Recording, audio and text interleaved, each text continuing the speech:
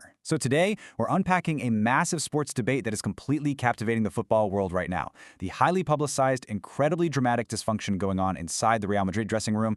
If you followed the sport, you know this team is packed to the absolute brim with superstars, right? The famous Galacticos. But despite all that glittering talent on paper, things just are not clicking on the pitch. So we're going to dissect exactly why that is, and more importantly, explore this radical, fascinating solution that's being proposed to fix it. Okay, let's dive right in. What if I told you Real Madrid has a problem that literally only one man can fix? It's a bold claim, isn't it? You know, when a team of this magnitude starts to stumble, the immediate reaction from fans and pundits is to just start throwing around all this football jargon. We constantly hear about defensive shape, double pivots, transition speeds, passing accuracy, the whole shebang. But we are going to look right past all that surface-level analysis today, because the core issue threatening to derail this historic club, it isn't something you can easily draw on a tactical whiteboard. It's something much deeper, way more human, and honestly, incredibly difficult to manage. Part 1. The Real Madrid problem. Look, when you evaluate this situation, it is absolutely crucial to separate the noise from the reality. The perceived problem, the one literally everyone is talking about, focuses on tactics, formations, and midfield balance. And sure, obviously those things matter in football. But the source material we're analyzing today argues passionately that Real Madrid's actual problem is absolutely not about X's and O's. It is unchecked ego. Just a massive, volatile clash of egos. You see, Real Madrid doesn't just have great players, they have Galacticos. These guys are global icons. They're brands unto themselves, who are completely used to having the entire universe revolve around them. And when you cram that many massive egos into one single dressing room without a serious reality check, well, the actual football just becomes secondary to the drama. Moving on to part 2. 3 main characters. So here's the deal. We have 3 of the most talented players on the planet, and their desires are directly overlapping. First, you've got Kylian Mbappe, the huge new marquee signing, who naturally wants to operate on the left side of the pitch. But Vinicius Jr. already owns that exact same left side, and he's been absolutely thriving there. Then you add in Jude Bellingham, this midfield dynamo who wants the big decisive moments, and you've got yourself a severe bottleneck. The source paints a really vivid picture here. This is not a cohesive dressing room. Instead, it's functioning a lot like 3 main characters trying to dominate the exact same movie. They're literally stepping on each other's toes physically on the pitch and metaphorically in the narrative of the team. You simply cannot have 3 protagonists demanding the spotlight all at once without completely ruining the script. And when this dynamic actually takes hold on the pitch, it leads to what our source perfectly defines as hero ball.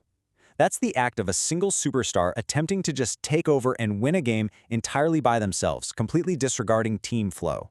When Bellingham tries to force those big moments to be his moments, or when Mbappe and Vini get super frustrated trying to occupy the exact same patch of grass, the natural rhythm of the team just dissolves. I mean, football is fundamentally a team sport, right? It relies on passing, movement, and selflessness. Hero ball is the complete antithesis of that. It is utter dysfunction, born directly out of an individual's desire for the spotlight, where a player's personal highlight reel somehow takes precedence over the collective victory. This actually leads us to a really fascinating contrast in management styles. When Vini throws his arms up in frustration, or when Mbappe just decides to stay high up the pitch instead of tracking back to defend, a soft touch just isn't going to cut it. As the source so bluntly puts it, Mourinho isn't calling a group hug, bro, he's calling a press conference. And that right there perfectly encapsulates the failure of the modern friendly manager approach in this specific environment. You can't just put your arm around a superstar who genuinely thinks they're bigger than the club and expect them to magically change their fundamental behavior. A group hug is not going to fix a structural ego issue. You need a harsh reality check. You need someone who is willing to drag that dysfunction into the blinding light of a public press conference and force some real accountability. Which brings us to part 3, the Mourinho solution. According to this analysis, there is only one man dangerous enough, with enough gravity and honestly pure audacity to walk into that specific room of colliding superstars and take absolute, unquestioned control. When you're dealing with egos of this magnitude, standard coaching credentials completely go out the window. You don't need a tactician, you need a singular force of nature. Just imagine Jose Mourinho standing in that dressing room. He doesn't care about their massive shoe contracts or their millions of Instagram followers. He issues the most brutal, simple commands you can think of. Mbappe, get back. Vini, play the game. Bellingham, pass the ball. It completely strips away all the Hollywood glamour and just reduces these global icons back to being employees who have a job to do. Mourinho's hypothetical approach neutralizes the tantrums precisely because it entirely ignores the player's perceived status. He demands basic, fundamental footballing accountability and nothing less. So why does this specific approach actually work? Well, because right now, Real Madrid doesn't need a modern manager who tries to be everyone's friend, constantly seeking approval from his players. No, they need an enforcer. They need someone whose own resume is so incredibly intimidating that the players quite literally have no choice but to respect him.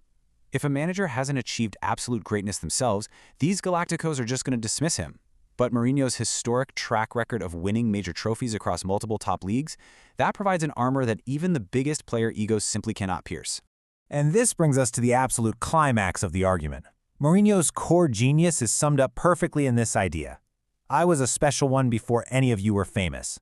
You simply cannot out-ego the man who literally has all of the ego. I mean, he's known globally as the special one for a reason.